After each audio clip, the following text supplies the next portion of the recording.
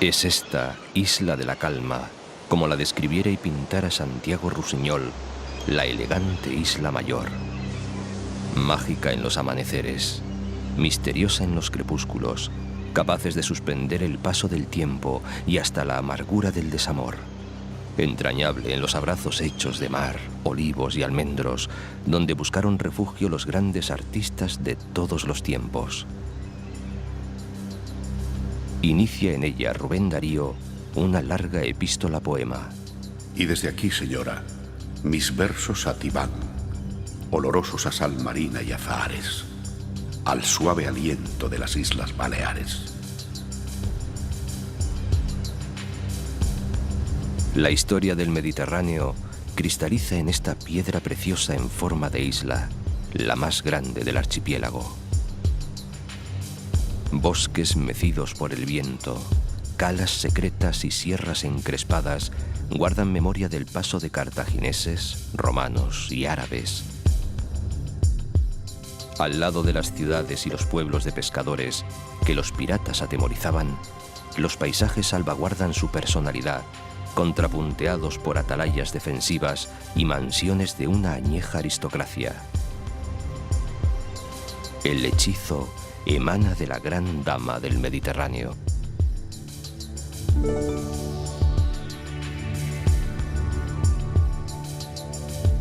Los primeros turistas empezaron a llegar a principios de los años 20 del pasado siglo, y hasta la Guerra Civil fue creciendo un turismo distinto, especialmente de intelectuales y artistas.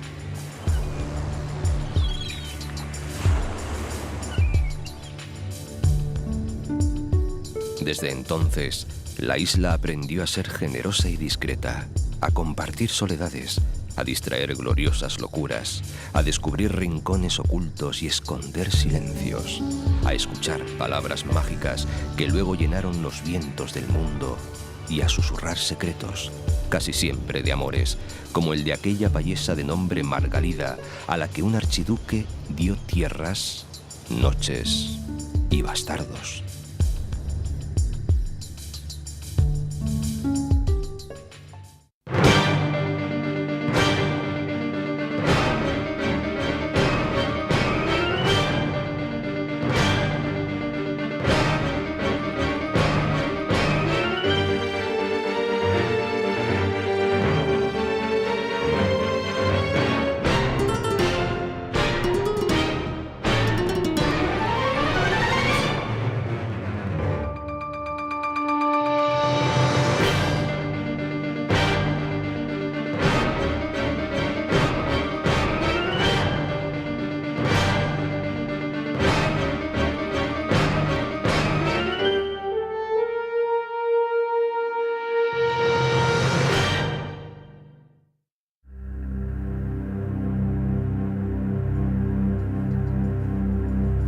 Mallorca se encuentra casi a la altura de Roma y comparte grado de longitud con París.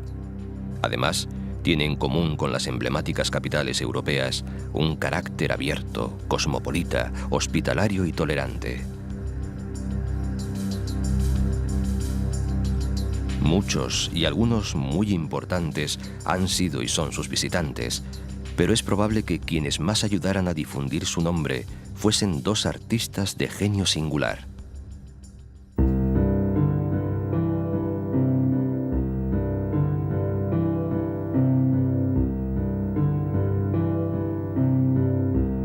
Federico Chopin y su amante, la escritora George Sand, llegaron a Mallorca en 1838 en busca de alivio para los enfermos pulmones del gran músico.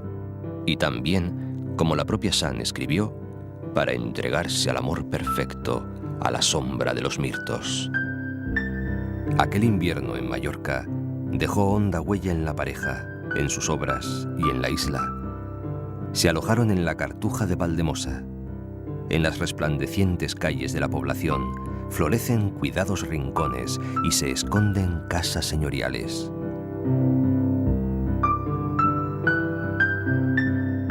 Chopin, enfermo de mal de amores, componía sus preludios, mientras George Sand, que escribía y fumaba con furia, se extasiaba. Cuando paseo al atardecer, tengo que recordarme a mí misma que no son más que árboles. En sus orígenes, residencia real, pasó a posesión de la Orden Cartuja en 1399. Los buenos frailes transformaron el edificio de arriba abajo. Diseñaron una surtida botica. Lo que era prisión pasó a ser refectorio, la despensa sacristía. Y tuvieron además el buen tino de conceder a cada monje una celda de 3 habitaciones con su respectivo jardín, donde mejor entregarse al rezo y la meditación. La desamortización de Mendizábal desalojó a los cartujos de sus notables celdas, que pasaron a ser vendidas o alquiladas a particulares. Es el verde de Helvecia, bajo el cielo de Calabria, en la solemnidad y el silencio de Oriente. Este era para George Sand el paisaje mallorquín que les acogió. Su amor no siempre fue perfecto y sus relaciones con los habitantes de la isla estuvieron lejos de resultar idílicas. Pero los miles y miles de turistas que visitan cada año la Cartuja, donde vivieron y crearon, quedan aún fascinados por el enigma que se respira en cada recodo del viejo edificio. Y siguen el rastro de la memoria de una difícil aventura de amor y descubrimiento que vivieron aquí 2 genios, simbolizada en la flor que cada día es depositada sobre el piano de Chopin.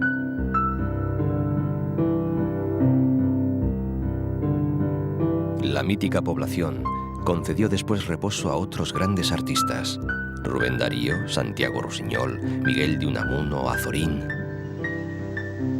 Buscar el puerto de Valdemosa supone enfrentarse a un camino inverosímil que muere en Sestaca, una aldea de pescadores casi desconocida incluso para los propios mallorquines.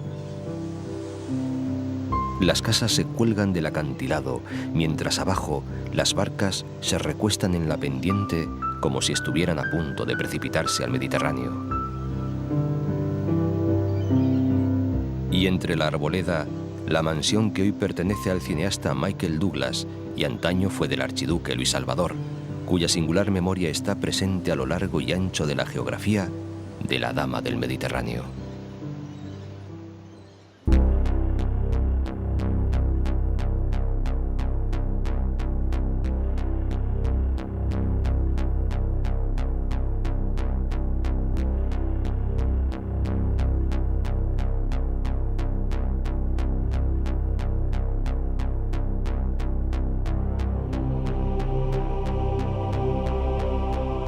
Palma y su bahía se protegen la una a la otra desde que la ciudad fue fundada por los romanos.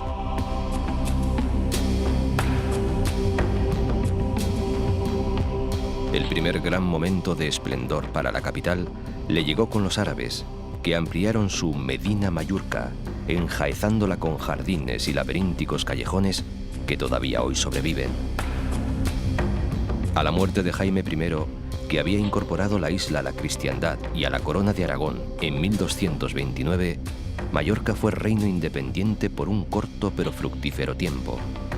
Es entonces cuando se levanta la Seu o catedral, frente a la antigua almudaina musulmana que pasó a ser palacio real.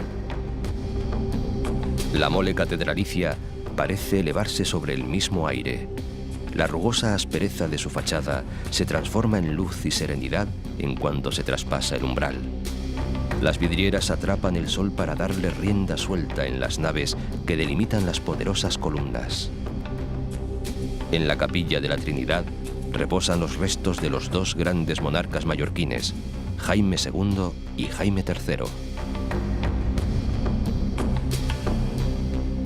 La catedral domina toda la ciudad y su entorno.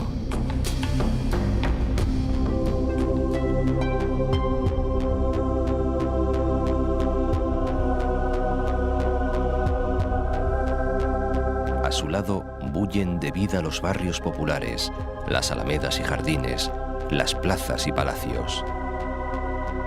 Quien mejor simboliza el verdadero carácter de esta palma aristocrática se esconde de la vista del paseante inadvertido. Se trata de los patios señoriales. Nacieron en los siglos góticos, cuando los estrechos callejones de la Palma de entonces obligaban a abrir espacios amplios y luminosos en el seno de las mansiones. En los siglos XVII y XVIII, los patios pasaron a convertirse en el símbolo de la arquitectura señorial mallorquina. Supieron estos vetustos callejones de los primeros pasos de aquel doctor Illuminatus, filósofo, poeta y teólogo, que aquí naciera entre 1232 y 1236. Raimon Llull, que escribía en las lenguas latina, musulmana y bizantina, probablemente fuera un cortesano del rey Jaime, que murió con casi 80 años en Túnez, inspirado con extraordinario fervor en la conversión del mundo mahometano.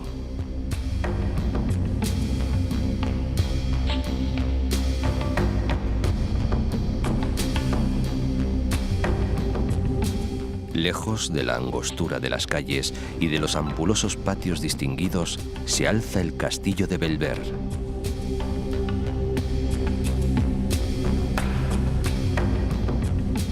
Ordenó su construcción Jaime II, hijo de otro rey Jaime, el Conquistador, para alivio de su maltrecho cuerpo atacado por la tuberculosis, y fue luego cárcel para aquel asturiano ilustrado de nombre Gaspar Melchor de Jovellanos, que aquí penó durante 6 años.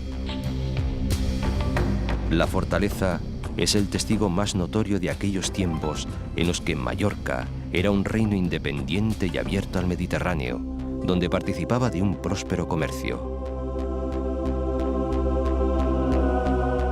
Desde sus almenas se puede disfrutar de otra obra de arte prodigiosa, la Bahía Mallorquina. Se extasiaba Santiago Rusiñol. Palma es como un hermoso tapiz, lleno de palacios y monumentos que se sacuden al sol.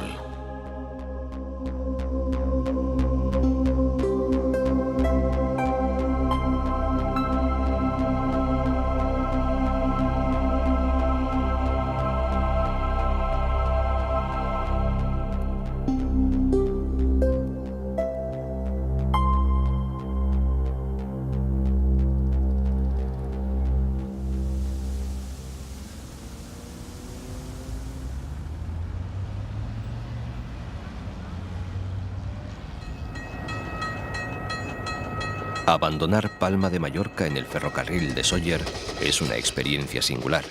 Es el último de su estirpe. Funciona desde 1912 y recorre los 27 kilómetros que separan la capital de Sóller. Es mucho más que un medio de locomoción. Se ha convertido en patrimonio de todos los mallorquines, que lo han sabido mantener a salvo de los estragos del tiempo y de los embates furiosos del diseño y las modas.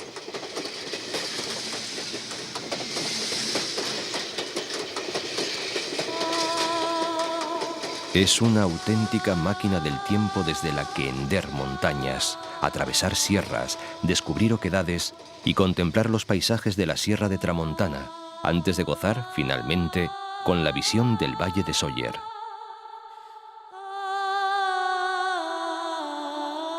La posada de la Artesá, punto y final del nostálgico viaje, es una antigua casa de postas desde la que partían las diligencias hacia Palma, a la que han permitido conservar todo el aroma de añejos tiempos de esplendor.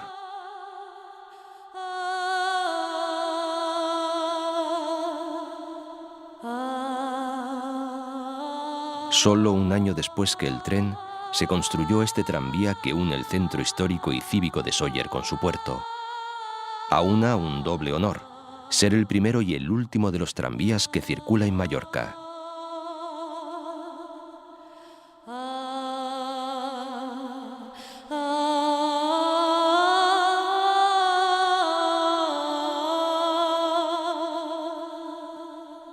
Sóller respira con el aliento pausado de un pueblo mediterráneo, pero también se agita con la cosmopolita brisa de un puerto abierto a Europa.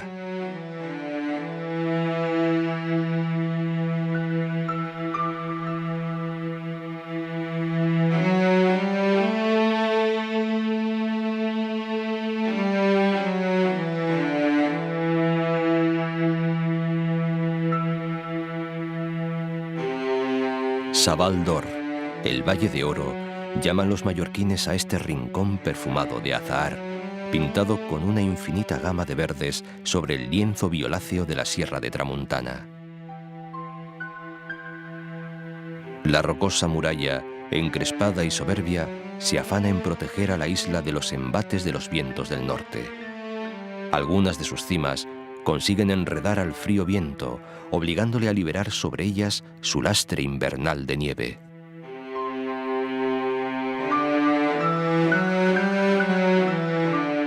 A los pies de la sierra se abre la comarca de Esraiguer, una zona agrícola e industrial cuya capital es Inca, famosa en todo el mundo por sus factorías de zapatos y piel.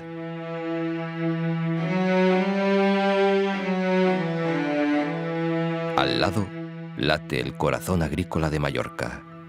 Es el llano central, una geografía suave y acogedora sobre la que se levantan pueblos tradicionales y poblaciones perdidas, en las que la vida no es muy distinta de la de unos siglos atrás.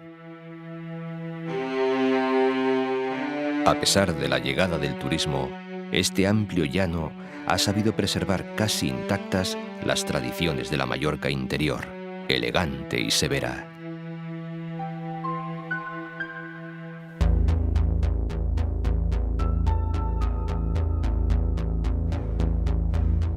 Pero volvamos al principio, a Palma, para tomar de nuevo el camino de la costa que conduce a Andratx.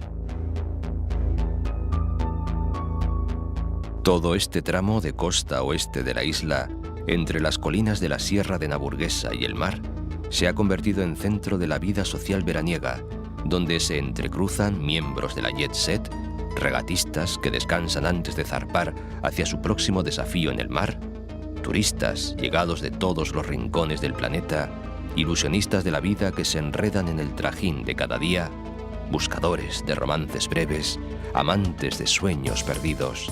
La costa de Calviá es un cosmos que se nutre de pequeños planetas turísticos abocados a playas imposibles y recoletas calas. Aguas transparentes, casas colgadas sobre un mar tan apacible que se hace camino para todo tipo de embarcaciones y escenario para todos los sueños, despreocupados bañistas que procuran gozar las delicias de un sol y un mar únicos.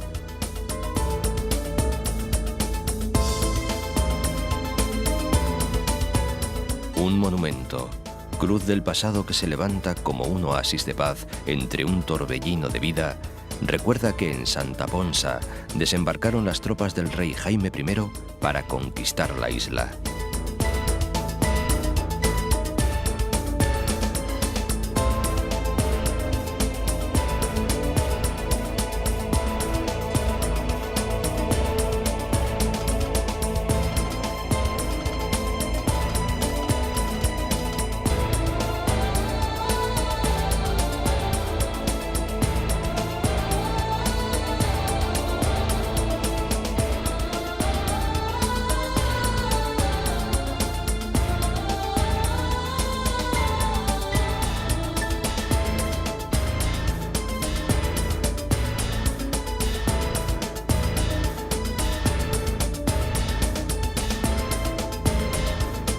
Sant Elm, recoleto y pequeño, está protegido nada menos que por un dragón. Y es que el islote de esa dragonera, que parece vigilar su entrada, parece uno de esos animales mitológicos que aguarda flotando sobre el mar la llegada de los barcos. Este lugar de mitos se ha convertido en todo un símbolo de la lucha por la defensa del medio ambiente.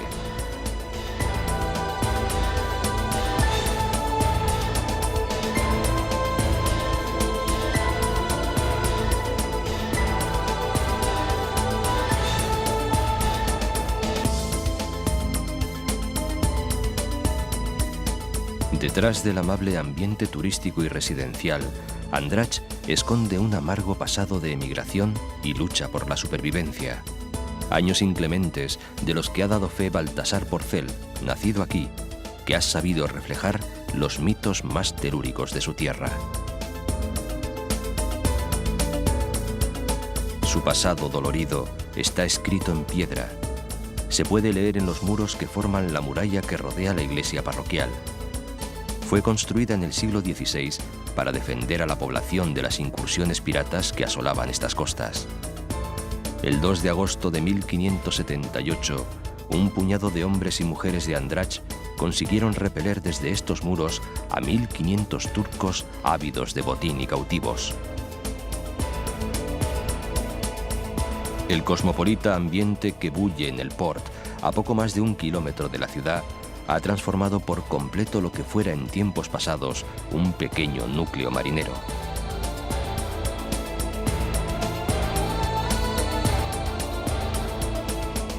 Dejar Andrach para dirigirse a Estellencs es iniciar un viaje hacia la más sublime belleza mallorquina.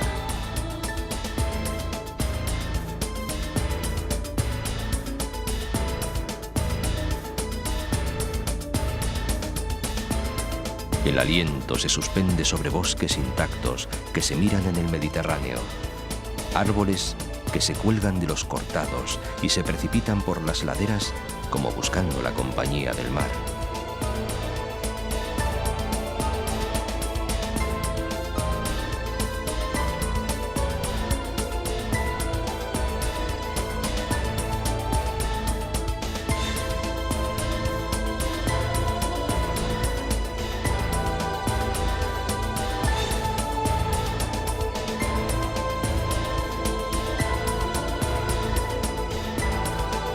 Estellencs es uno de esos pueblos en piedra que parecen colgados sobre el horizonte.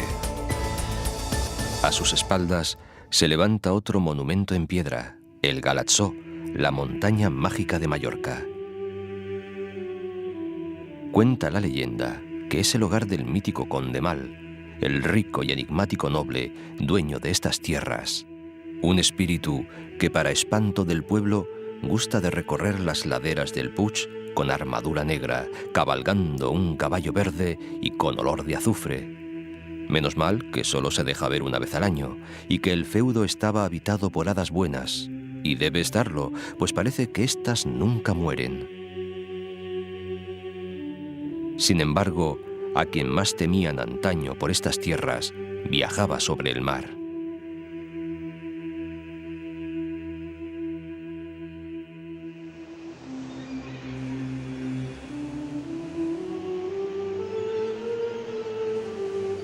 Entre Estellencs y Banyalbufar se levanta otra de estas torres defensivas que ha acabado por dar personalidad a uno de los paisajes más famosos de Mallorca. La atalaya de Ses Ànimes agudiza su vigilante perfil sobre los acantilados. Es probablemente la más antigua de las torres vigía que hay en la isla.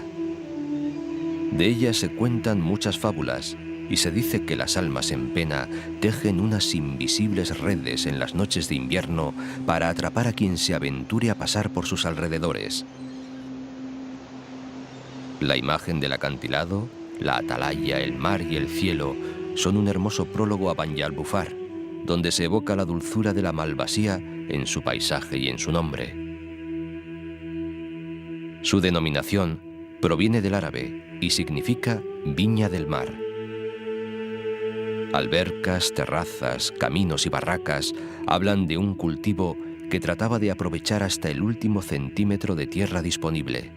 Con sus frutos se creaba un vino dulce y fragante, Malvasía, que adornaba con su presencia los más exquisitos postres.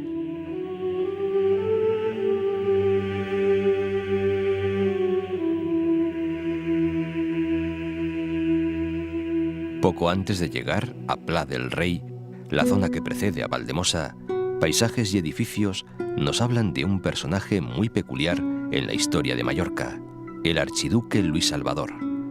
Fue el mismo que construyó en el port de Valdemosa Sestaca. Seguía Rubén Darío en su poética epístola. Hay no lejos de aquí un archiduque austriaco que las pomas de Ceres y las uvas de Baco cultiva en un retiro archiducal y egregio. Hospeda como un monje, y el hospedaje regio. Sobre las rocas se alza la mansión señorial, y la isla le brinda ambiente imperial. Luis Salvador de Habsburgo, Lorena y Borbón fue un viajero impenitente, ávido de conocimientos y aventura, que recaló en la vieja dama del Mediterráneo allá por 1867. Llegó por primera vez, con solo 20 años, para escribir su mejor obra, Die Balearen. Cuando pudo regresar, 4 años después, inició una febril actividad que iba a ser trascendental tanto para su vida como para la isla. Se lanzó a comprar tierras y posesiones, construyó además de Sestaka 40 miradores, 3 capillas y una decena de pollos y merenderos unidos por una red de caminos. Hoy es la ruta del archiduque. Sus tierras estaban abiertas a todos y en su hospedería cualquiera podía alojarse gratis durante 3 días.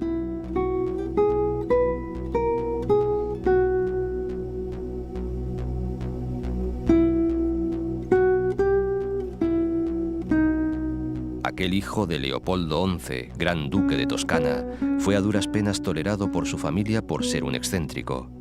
Sin embargo, muchos años después, aquel hombre estrambótico sería envidiado por un rey de España. En efecto, don Juan Carlos ha afirmado en alguna ocasión que le hubiera gustado ser el archiduque, propietario de la carretera de costa entre Valdemosa y Dellá, y a quien la emperatriz Sisí venía a visitar en su velero Miramar.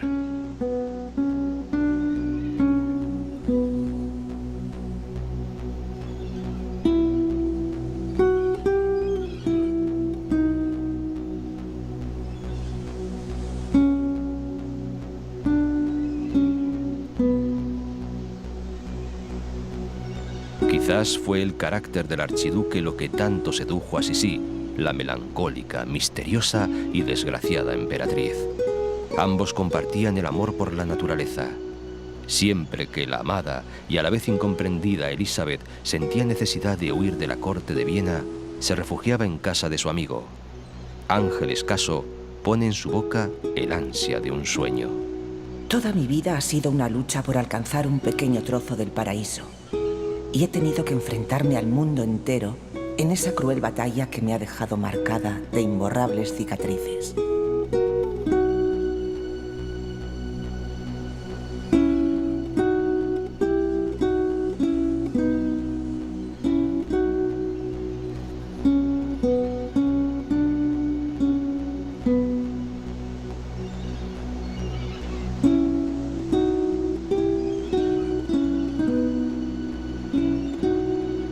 Las alturas del macizo montañoso de Esteix son punto de referencia para toda la zona que rodea a Valdemosa y su Cartuja. Cerca de Can Costa se encuentra la ermita de la Trinidad. El oratorio fue construido en el siglo XVIII. Los monjes que lo habitan guardan aquí su regla de oración y silencio, frente a uno de los paisajes más bellos de la isla. Uno de esos lugares en los que un viejo proverbio chino cobra todo su sentido. Habla solo si tus palabras van a ser más hermosas que el silencio. Dellá se apiña en una pequeña colina rematada por la iglesia parroquial. Parece más obra del genio de un artista que de la anónima labor de sus habitantes a lo largo de los siglos. No es de extrañar que fuera refugio de pintores y escritores como Robert Graves, otro precursor en la pasión por Mallorca. El autor de Yo Claudio se instaló aquí en la década de 1930 y se convirtió en una verdadera institución. Decía el inglés en palabras mallorquinas de Ángel Terrón: El temps mai no ha viatjat fins a aquesta terra perduda. L'arbós i la bruguera floreixen fora temps. Les roques surten, els corrents flueixen cantant a cada banda, sense esment de si l'estació ha arribat prest o tard.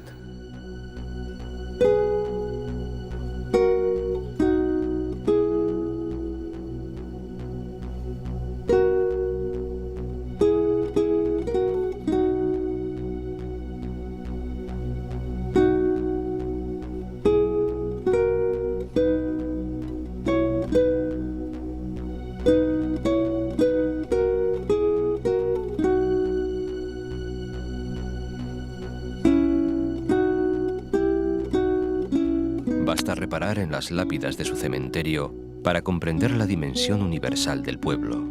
En ellas aparecen nombres de pintores y artistas y personas de todas las nacionalidades.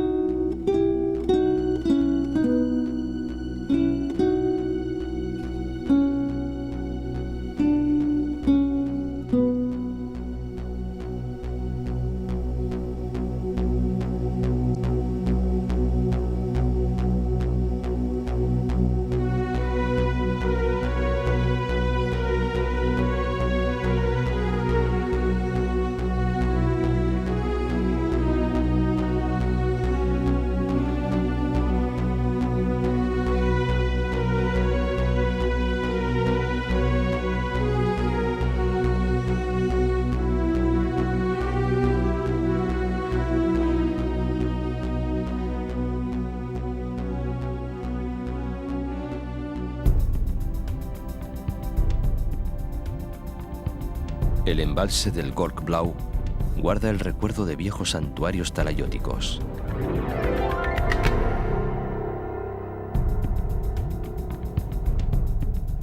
Hasta Sacalobra llega el torrente Pareis, un gigantesco desfiladero que hiende las entrañas de la Tramontana. El paisaje, impresionante, conserva la integridad y el sosiego de hace siglos. Como el monasterio de Yuk, corazón espiritual de la isla, fue construido sobre un asentamiento prehistórico que seguramente tenía por sagrado el encinar que lo rodea. Su fundación, al menos eso dicen, fue producto de un milagro. Un pastor llamado Yuk, Lucas en castellano, halló entre las rocas de un torrente una imagen de la Virgen. Junto a un monje que le acompañaba, la llevaron a una parroquia cercana. Cuando todo el pueblo acudió a venerarla al día siguiente, ya no estaba en la iglesia, había regresado a donde fue encontrada. Y lo mismo hizo en 2 ocasiones más.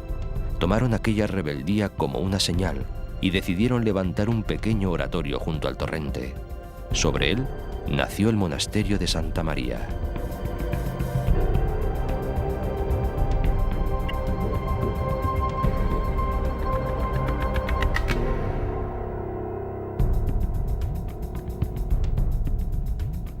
Muchos son los milagros que se le atribuyen. Algunos incluso han quedado para la posteridad, prendidos al paisaje en el sal de la belladona. Cuentan que a este precipicio arrojó un marido enloquecido por los celos a su hermosa mujer. Cuando acudió a implorar perdón a la Virgen, se encontró en el templo con ella rezando por su perdón. Aquí el paisaje de montaña es diferente. Los roquedales, como fantasmas gigantescos o animales quiméricos, parecen agazaparse en la roca tallada por la lluvia y el viento.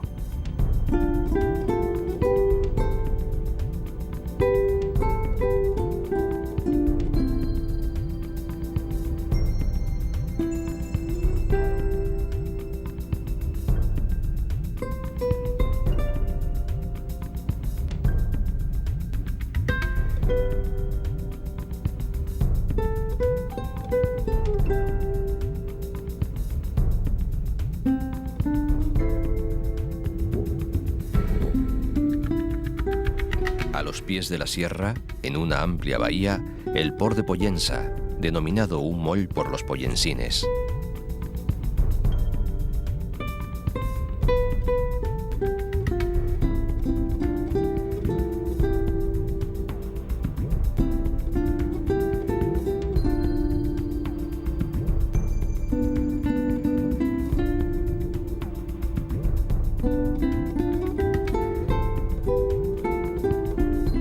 De artistas, conserva un carácter propio, singular, que se refleja incluso en ciertas peculiaridades lingüísticas.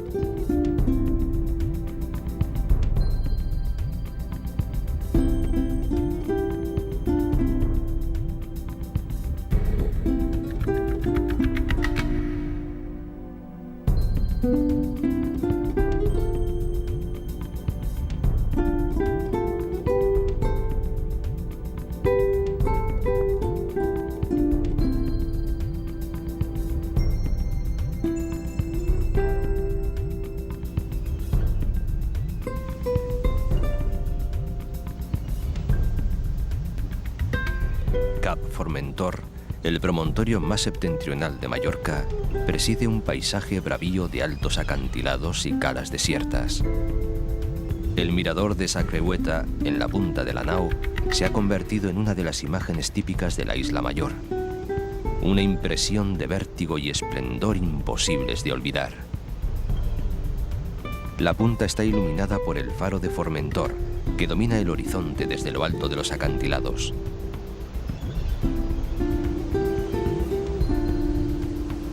Aquí se encuentra el famoso Hotel Formentor, de reminiscencias románticas y literarias.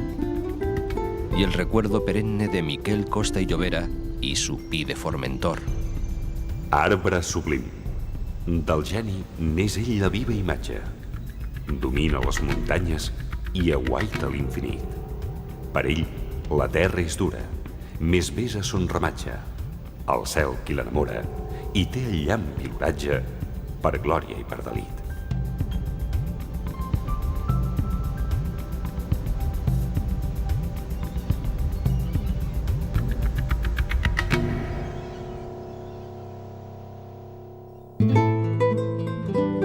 Alcudia exige el tiempo necesario para visitar sus calles, flanqueadas de hermosas casas-palacio, la iglesia, la puerta de la ciudad y su teatro romano.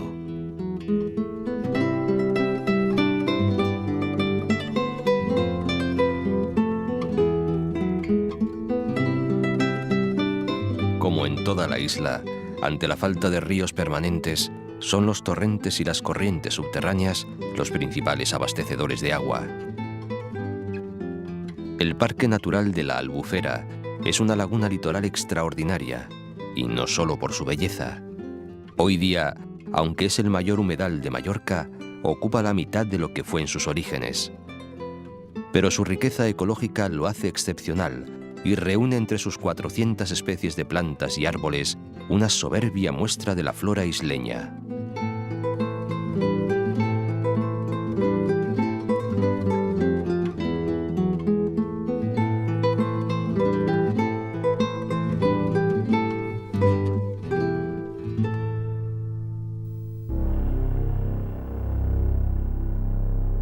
El litoral, rico en playas y rincones insólitos, es uno de los más interesantes de toda la geografía mallorquina.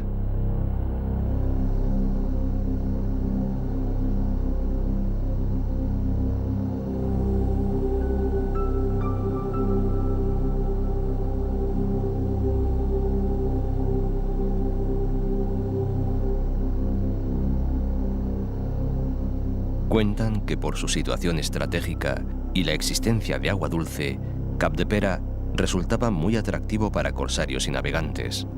Con motivo de tan molestas visitas, se construyeron torres de vigilancia. Luego, en el siglo XIII, Jaime I el Conquistador negoció con los musulmanes menorquines el Tratado de Capdepera. Gracias a él, los menorquines aceptaron estar bajo la corona del monarca cristiano. Era el principio del Reino de Mallorca.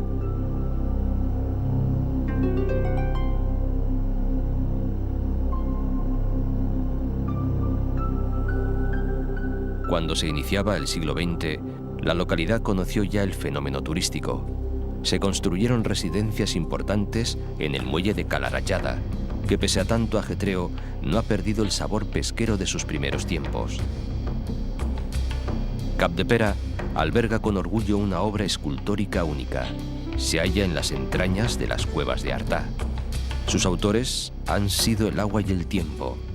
El resultado, una enorme cavidad de espectaculares estalactitas que conforman un espacio increíble.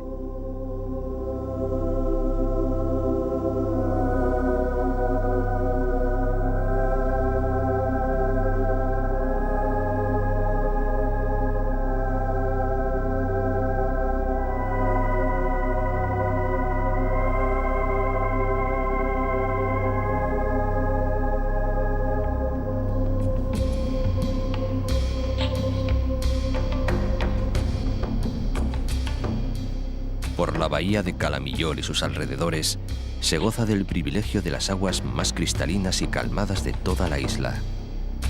Grandes rocas, praderas de posidonia y extensiones arenosas hacen uno de los ecosistemas más ricos en fauna marina mediterránea, con una gran variedad de bellísimos paisajes submarinos.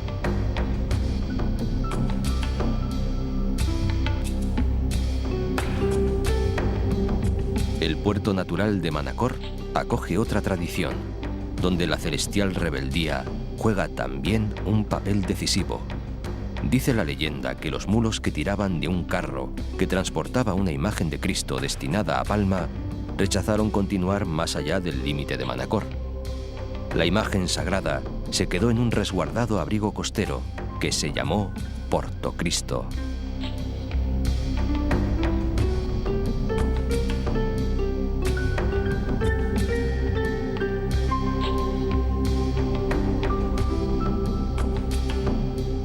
Su proximidad con las cuevas del Drac ha hecho que tuviera un enorme desarrollo turístico.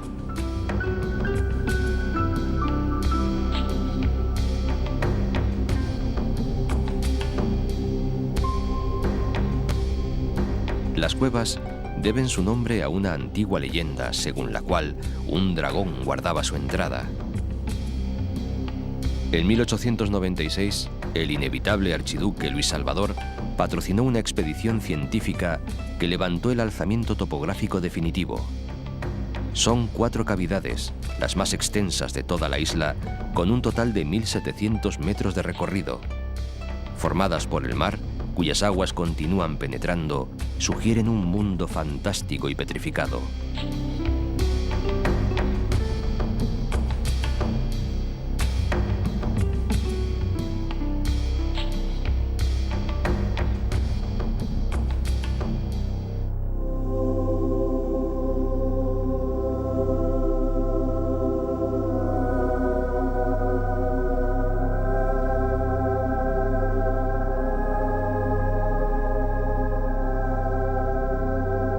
Decir Manacor es decir perlas, artesanía del olivo, cuevas y calas recoletas. Muy cerca, en Petra, nació Fray Junípero Serra, aquel mallorquín fundador de misiones que llegarían a ser ciudades de la actual California.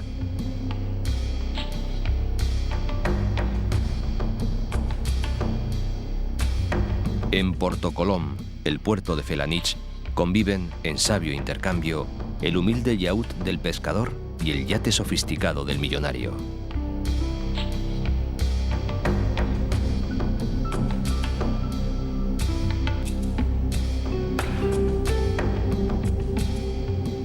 Rodeada de viñedos, de trigales y de campos de almendros, Felanitx es tierra de hijos ilustres. Es el lugar de nacimiento del arquitecto que más hizo por el esplendor de Mallorca. Guillem Sagrera creó la Lonja de Palma y parte de la catedral, llevando su arte hasta el Castelnovo de Nápoles. También aquí vio la luz Joanot Colom, uno de los personajes míticos de las revueltas campesinas contra la tiranía de los núcleos urbanos en los siglos XV y XVI. Y de aquí es Miquel Barceló, uno de los más grandes artistas de nuestro tiempo.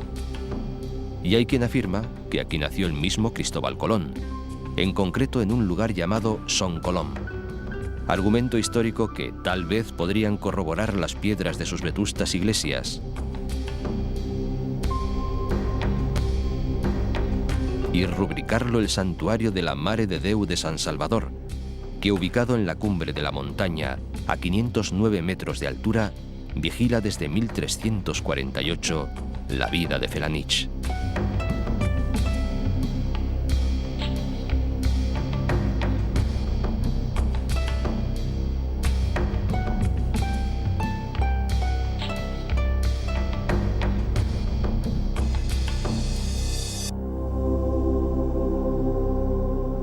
Tras el castell roquero de Santueri, cuyos muros rememoran la presencia musulmana, hermosas calas que se superan en un mito del turismo mediterráneo, Calador.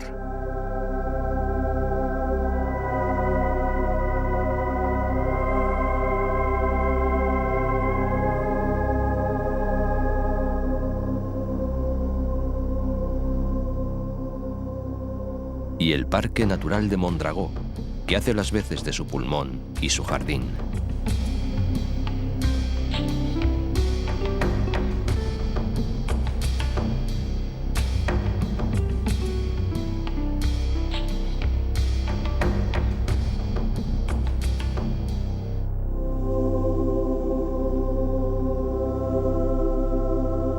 Santanyí es famoso por sus canteras de piedra arenisca. Su color ocre, casi rojizo, es el peculiar de los edificios de la villa. Antaño estaba circundada por una muralla, recuerdo de la época en la que los ataques piratas eran muy frecuentes, pues los corsarios tenían su base en la vecina isla de Cabrera.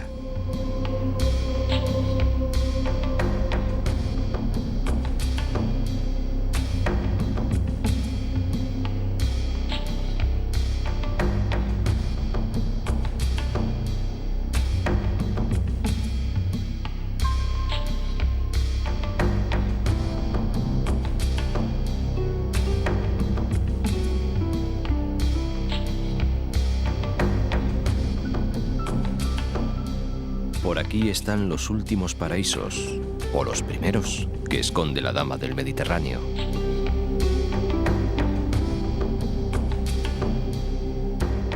Trenc es un arenal virgen, salvado de morir bajo el cemento por la presión popular. Playa de finas arenas, dunas cubiertas de espesos pinares y sabinares. El lugar se ha convertido en punto de encuentro para cuantos buscan la naturaleza más primigenia. La marisma de Es Salobrar se remonta en su uso a la época romana. En el horizonte, el archipiélago de Cabrera. A punto de completar una vuelta a la isla, parece pendiente un encuentro con los orígenes de la presencia humana, el conjunto megalítico de Capo Corbel. Los tres grandes talayots plantean múltiples interrogantes sobre la cultura que levantó estas construcciones de grandes piedras, cubiertas de lajas y ramajes y situadas en altozanos.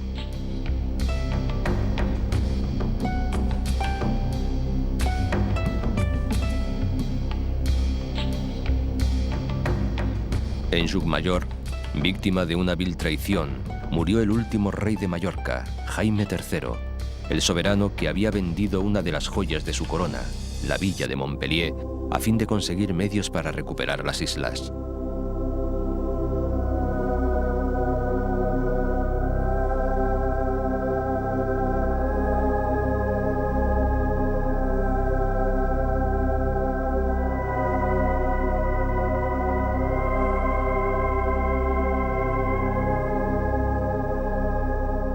Tras Calapí, el Cap Blanc, blanca caliza veteada por el hinojo marino, abedules y pinos retorcidos por la mano del viento. Gaviotas y cormoranes desafían en sus vuelos la sobrecogedora verticalidad y hacen que el faro no esté solo, compartiendo la labor de vigilancia con una vieja torre renacentista.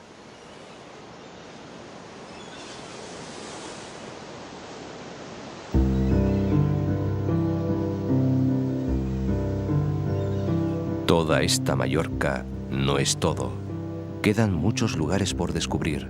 Retazos de la Mallorca recóndita, agreste y aislada, campesina o pescadora. Rincones secretos, pequeñas poblaciones, caseríos sin grandes carreteras ni puertos deportivos. Islas dentro de una isla que ostenta la renta más alta de España gracias precisamente a los que la invaden en masa. Son lugares que hay que recorrer, navegar o volar de punta a punta. Secretos de vieja dama que hay que conquistar. Se lamentaba el epistolar Rubén Darío en su carta a Madame Lugones. ¿Por qué mi vida errante no me trajo a estas sanas costas? Antes de que las prematuras canas de alma y cabeza hicieran de mí la mezcolanza formada de tristeza, de vida y esperanza.